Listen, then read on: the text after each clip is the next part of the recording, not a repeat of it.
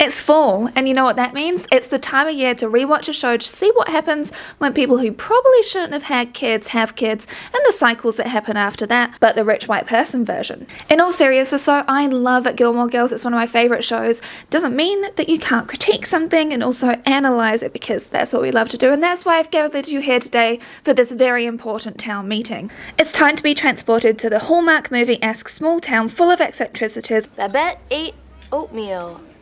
Huh. Yeah. I'm keeping it real. And community, and two girls who stand out above everybody else that the entire town adores. It's a big one today, so get your coffee, or if you're like me, non-caffeinated beverage because you've got a literal broken heart, and let's get cozy and see the perfect 2000s NLOGs that really do encapsulate all of the fears that we had at the time. And it's time to get analytical and cozy. I mean, what better way to spend a day, am I right? And if you haven't been able to tell already, there are spoilers throughout this entire video. Uh-oh.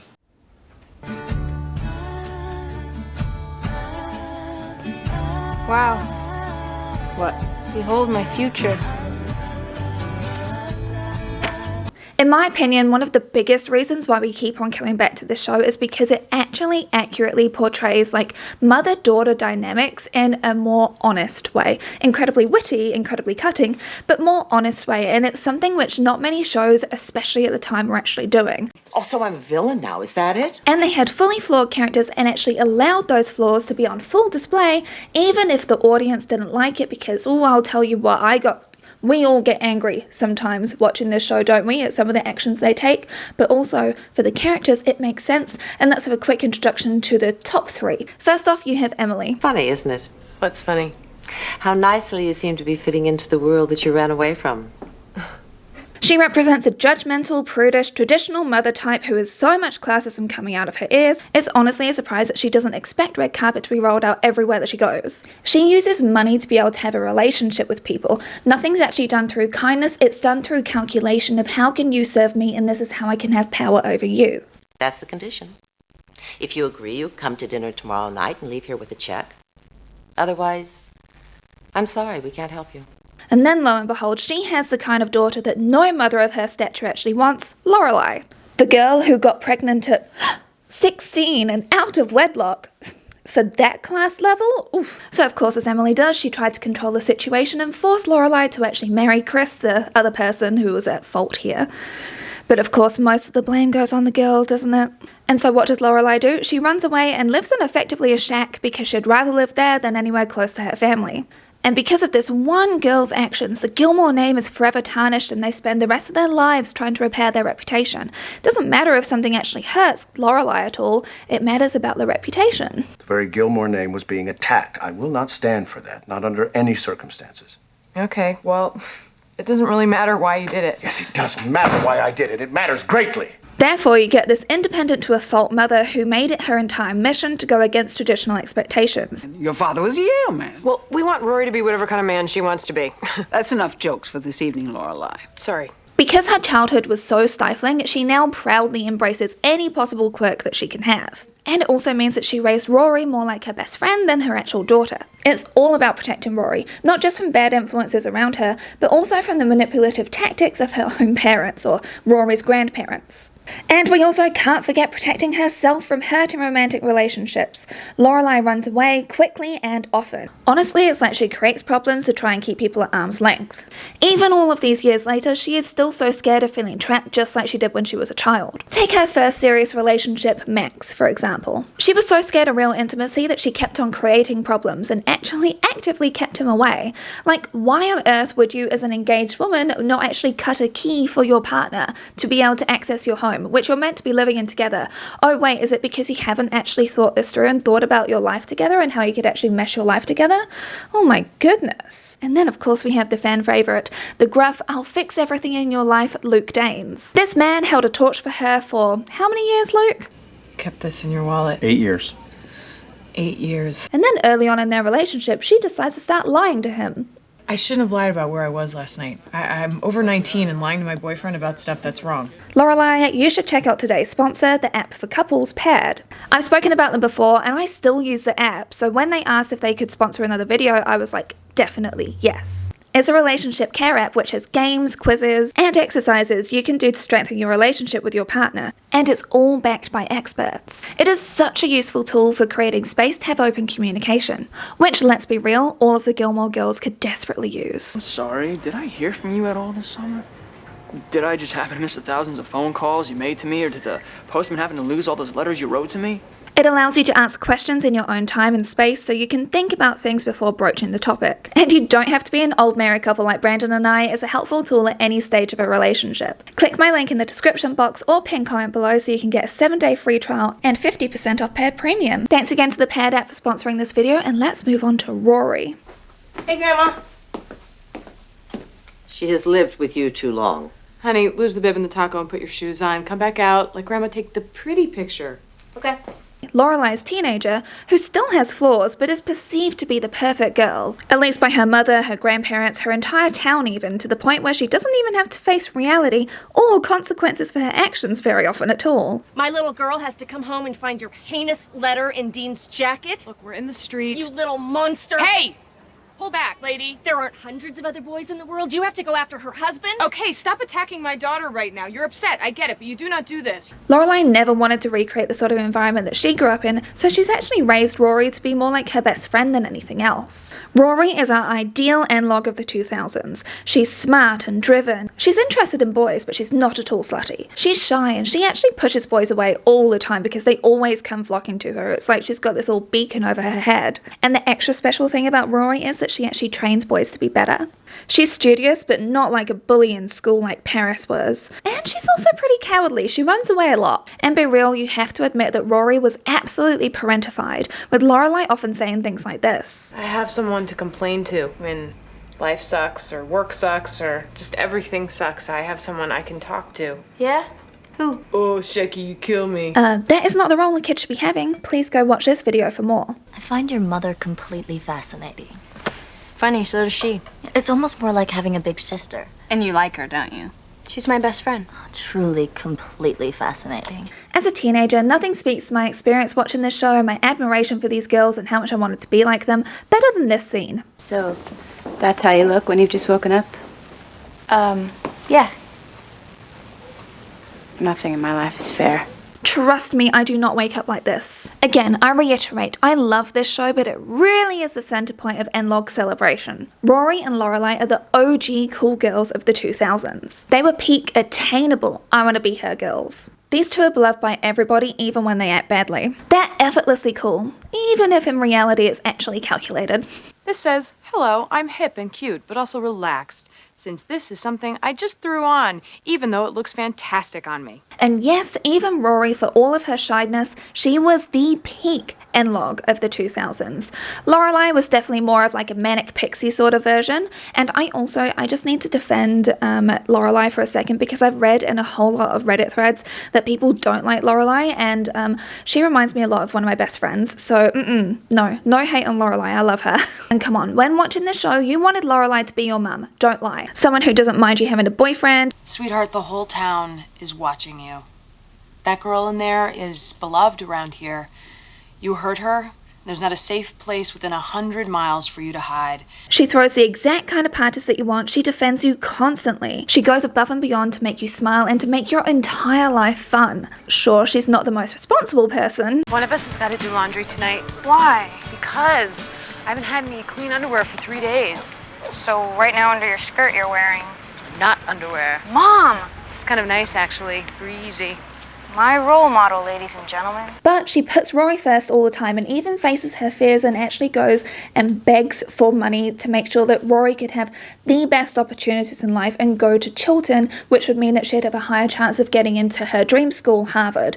And actually, when it comes to Harvard, Lorelai wasn't the one that was actually pressuring her to go to Harvard. And she does check in with Rory constantly, just try and say, is this what's making you happy? I don't want to be that kind of mother that pressures you. I'm not doing this because of you. But if you are, you don't have to. I know that. I'll still love you, even if you can't support me in my old age in the fabulous manner to which I plan on growing accustomed. I'll remember that selfless gesture, thank you. I read all of your comments and responses to my surveys, and I know that having this sort of parent would have made a huge difference to you. Both of these women have men attracted to them like moths to the flame, even the same guy in the first episode. My daughter. Are you my new daddy? You want to know the reason why Lorelai broke her leg? It was because she was in yoga class, but she was really happy about it because Good thing was that I brought the smug blonde pretzel chick down with me. there's the NLOG that we know and love. It's always about a differentiation from others with them, whether about their intelligence and obscure references they make all the time, to their style, to their eating habits, which we'll be getting to later. Throughout the entire show, Rory and Lorelai get played against other characters to just show exactly how different they are and how they're not like everybody else and how other girls are just beneath them, really. Look at Rory's coming out, for example. Can't believe we have an hour and a half. I know, I am never gonna be ready in time. Only shallow girls would be behaving like this. Rory brings a book with her. Oh my god, is this your escort? Yeah, it is. You are totally getting married. But Rory, she's really focused on going to Harvard, you see. And then, of course, Emily has to cut in with a line like this. It should have been you up there. Nothing's turning out the way it was supposed to. She's always ready with a knife, is Emily. Not only is Rory often painted directly against other girls, sometimes she actually does it herself. You remember that little crush that she had on Jess, for example? This is when she was actually still with Dean, by the way. And by the way, bloaty is not a word. There's bloated, there's bloating, but no bloated. Thanks, it's fascinating. Well, for you, how ice is made is probably fascinating. See ya. Shane was a blonde girl that Jess was dating, and she was painted to be super trashy, not only by Rory, but also by Lorelai. Girl's a freak. And actually, blonde girls got a lot of hate in the show, but again, this is the 2000s. 2000s misogyny, as I've well established over all of my videos, is peak. And what could be more like NLOGs than hating cheerleaders? When Lane actually becomes a cheerleader because it's something that she wanted to try out, she wanted to do. Rory's reaction to this?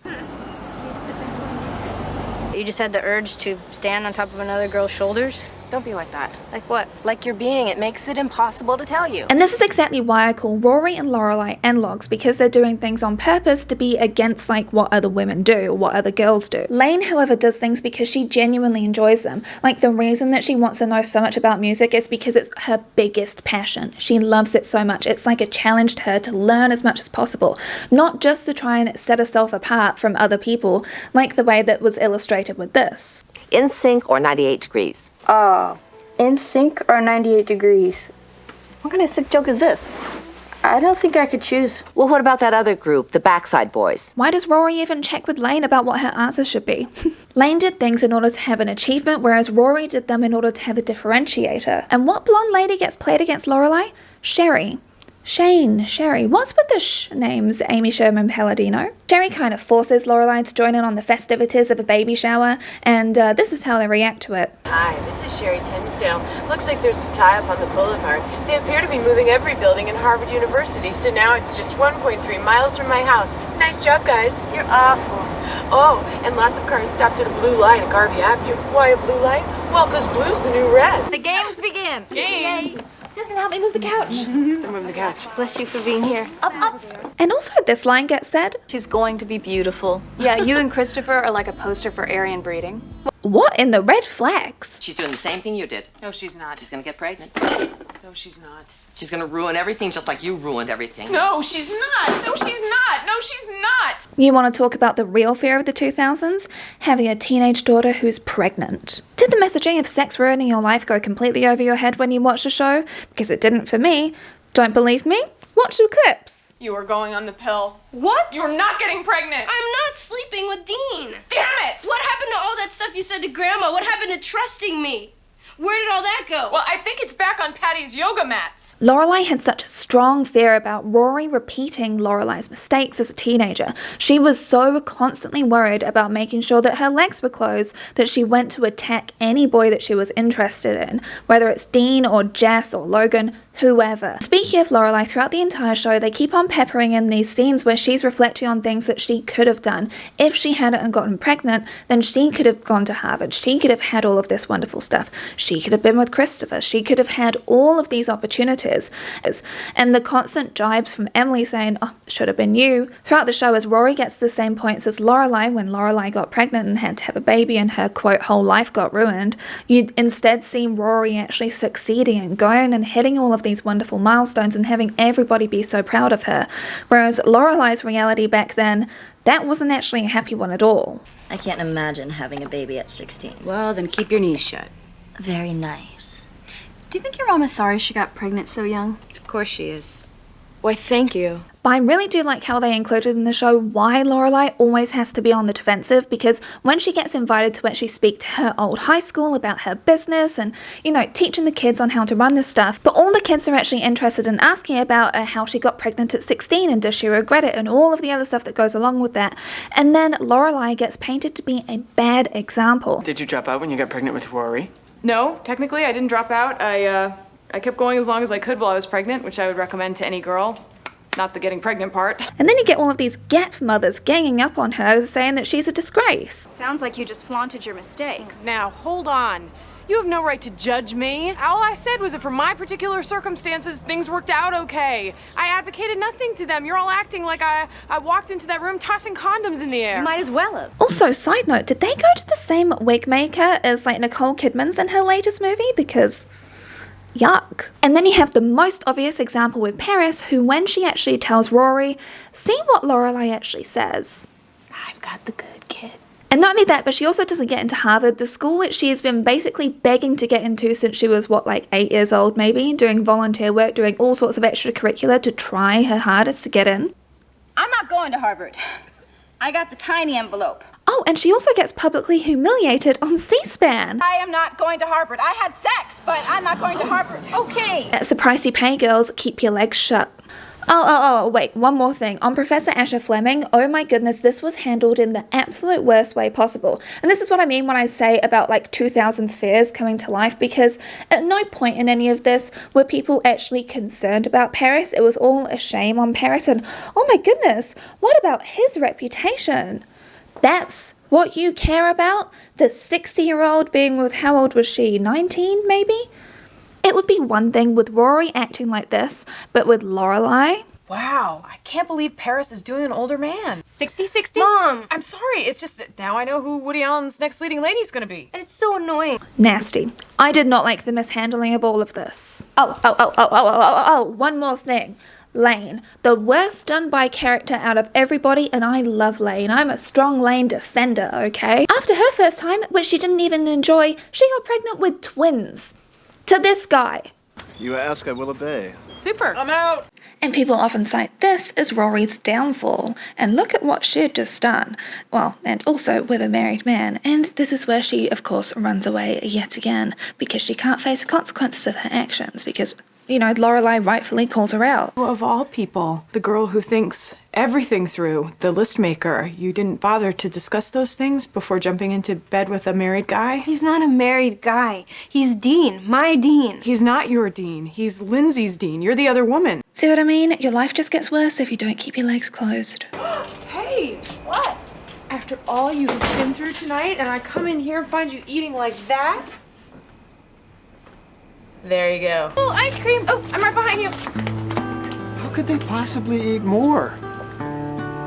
Kind of surprised. I know, they're bottomless pits. Being fat is bad, but also the pursuit of health is too. I'm sure you've seen this video from me where I've actually used the ballerina example, so I'm not going to be repeating it in here. It's a well-known fact that the Gilmore Girls love to eat, and that's something which most girls don't do. It's just another way that they set themselves apart. And also, they love to eat junk food. They don't even know how to cook. This is used as a differentiator because, you know what?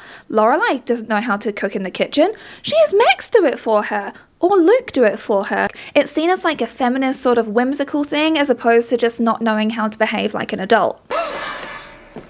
Did you know we had that? Not a clue. Oh, come on. Hey, it's on fire. It's the broiler. Wow. What fallout shelter have you guys been living in? He has much knowledge. People may gawk at them or comment on how much they eat or anything, but it's all done in this sort of way of admiration because, my goodness, they're such petite, beautiful women. Oh, you're too thin as always. But we eat. And you're both too beautiful. Yes, that's true. We often feel guilty monopolizing the amount of beauty we're in possession of. This could feed 12. Excuse me, I've seen you eat. Fine, 6. Where did they put it all? My gosh. Maybe they put it all in the fridge because they deal with a lot of food wastage there. My gosh. I mean, we know that they're not like other girls when Dean deigns to even bring a salad over with him when he comes over with the pizza. A salad? Really, Dean? You thought you could feed these two salad and not get this response? Yeah, it's a quaint dish sometimes used to precede large quantities of pizza. It's for me. Clearly. And worrying about what you eat gets used against Michelle, I almost think is a way to make him more effeminate, if that's even the right word to use for it. Oh, what? What happens if you eat 13 blueberries? This is a city conversation. Would you die? Just hand me the plate. Only if you don't count. I won't count. Swear. Raise your right hand and say, may Destiny's Child break up if I count these blueberries. Pick another group. The fact that you had these admired, wanted women actually loving food, enjoying food, relishing it, eating as much as they wanted to, that is actually kind of a positive thing when it comes to all of the diet culture that was around in the 2000s. Oh my god, here. Wow. With a crunch and a zing and a... Hello! Okay, our house is burning down and you can save the cake or me. What do you choose? Well, that's not fair. The cake doesn't have legs. Okay, have I mentioned how much I'm loving the 3-month anniversary thing? I already told her that. Chocolate chip. Thanks. You're welcome.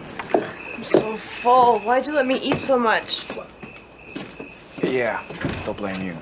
But they are both very slim women, and actually, this interview from Amy Sherman Palladino, we have a responsibility to our actors who are here 24 hours a day, who can't eat a pretzel because you have to be perfect and thin and gorgeous in front of the camera, and who have never let us down. You couldn't have them look like Suki, for example. And actually, let's get on to Suki, shall we? I feel like you're hibernating. I'm not hibernating. Yes, you are. Hey, woo, look at this skirt, huh? I'm not hibernating. Then how many dates have you been on? Is Suki the Duff? Look, I love Suki. She's in my top 3 favourite Gilmore Girls characters, okay? But it's not really like she's actual competition for Lorelai, right? She's like Lorelai's fat, friendly, ditzy friend. The friend that is more neurotic than Lorelai, which is hard to actually achieve, but Suki manages to achieve it. I gave you a good review.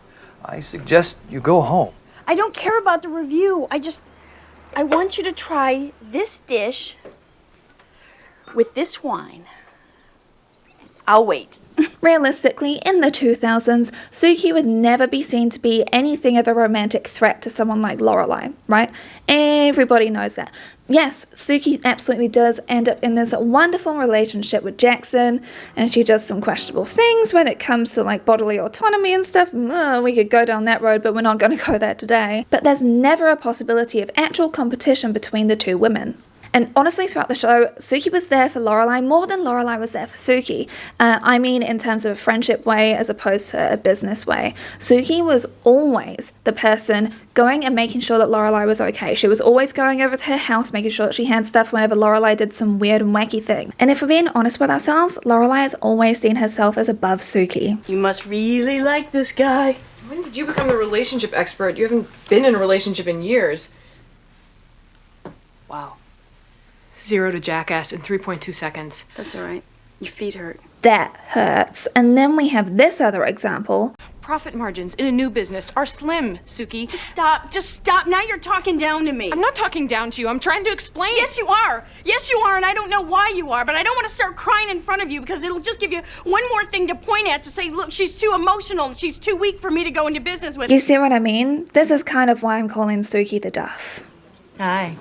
I'm working. Come on, this is the beginning of a relationship. You're supposed to act stupid. I'll do the chicken dance on my lunch break. Heading back to school? Yeah, sophomore year. Anything you want on the house. I can't believe you won't flirt with me in front of my daughter. She's gonna think there's something wrong with me. Please, I got that confirmation letter a long time ago. Let's talk about boys, because that's what people always want to talk about with the show, which is something I find really interesting, because honestly, I find the mother-daughter dynamics and relationships and like those familial cycles, I find that stuff really interesting, you know, like those character studies. But anyway, what team are you on? Who do you honestly think is the best man in the show?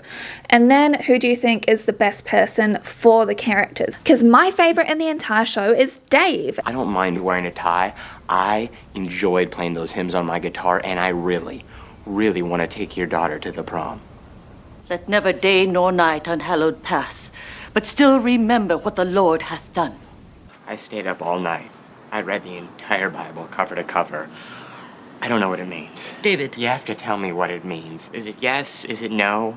I can't feel my right elbow anymore. I'm never going to forgive him for going to the OC because him and Lane were so good together. And then instead of ending up with someone like Brian, who I think she could have actually ended up really well with, she ends up with Zach. Otherwise, we're on about the best men in the show. I mean... I've always wanted to say this. Love of my life, let down your lustrous locks. I don't want to jump unless I'm sure somebody's gonna catch me. I'll catch you. And if I miss for any reason, I'll sit by your bedside and nurse you back to health. Come on. I absolutely am on Team Max, but not for Lorelai. Lorelai was not ready for him. Lorelai kept on mistreating him, like I said at the start. She just was not ready, and she ran away and treated him terribly. And actually, I'm not really the biggest fan of Luke. He uses violent language a lot, and he is so domineering and makes his mood everybody else's problem all the time. Like, I'm really not the biggest Luke fan. I'm sorry, I know that everybody is all like, well, they belong together, but I think both him and Lorelai have just a lot of growth, okay, that they both needed to do, and I don't really know if they fully achieved that. And I said what I said, okay? I said what I said. You can fight with me in the comments. Go off. Bring my engagement up. What do you think you're doing? Working. So you think this is funny, huh? I'm sorry, I thought this was a uniform. It's no woman's, actually. You know which one is ours? Definitely has the most personality. Kinda looks like Bjork. That's what we were going for. Yeah? But everyone thinks that the one on the end is going to be the winner. Really? It's so overdone. It changes when it snows. It gets quiet. Everything softens.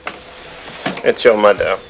And then the rain comes. It's time to wrap this video up with a Hello Kitty bow and like bedazzle it or something, because I've got some final thoughts. Whilst the Gilmore Girls were written to separate themselves by not being like everyone else, not like other girls specifically, the reason that the show still gets revisited so much and discovered by Gen Z and Gen Alpha is because these flawed human beings are being entirely themselves, including 30-plus-year-old women who would absolutely have a Hello Kitty waffle iron. I've seen so many people talk about how angry they are with Rory, but come on, you would have hated Rory if she was like a Mary Sue, like she kind of was in the first few episodes of the show.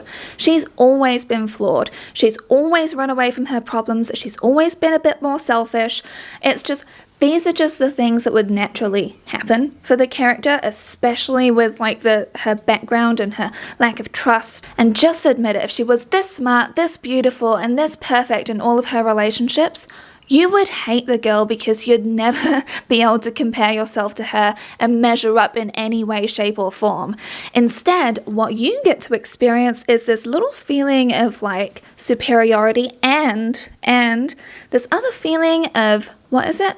Disappointment. And how does that feel? Lorelai, passing it over to you. It's from my mother. What is it? It's heavy. Must be her hopes and dreams for me. Maybe you're more like Emily than you thought all along. We are best friends first and mother and daughter second, and you and I are mother and daughter always. I wasn't taught to be best friends with my daughter. Even in season 1, Rory was running away from her problems when she got into a fight with her mum. Break up, cry, get back together, break up. It doesn't really matter. I'd rather not have to keep track, so tell me when you're down to the final inning. You know what? That is way too snotty a thing, even for alternate universe Rory to say. She went to Lorelai's parents. The place where Lorelai felt the most unsafe is where Rory ran away to, where she kept on running away to. Come on, be real. The pattern was there from the start is all I'm saying. Personally, I prefer watching shows with flawed people in them instead of like watching the Donna Reed show, okay? And if you made it all the way to the end of this video, it's only right to leave the coffee cup and some autumnal leaves, right, as the emoji. Just makes sense. And thanks again to Paired for sponsoring another one of my videos. Don't forget to check the link in my description box below or the pinned comment so you can get a 7-day free trial and 50% off Paired Premium. And an extra special thank you to all of my patrons and especially my Trash Panda enablers. Birgit, Brian Homstad, Carrie Quake, Laura, Mila Gautier, Stella Sapiente, Tammy Poitres, Tim Long, Tonya Banier, Trail Mix 305, and Violet. I hope you all have a wonderful rest of your week and I'll see you again next time. Bye! What hat? The one on your head, Annie Oakley. It's great, isn't it? Everybody can watch me filming from the street and I feel incredibly self-conscious right now.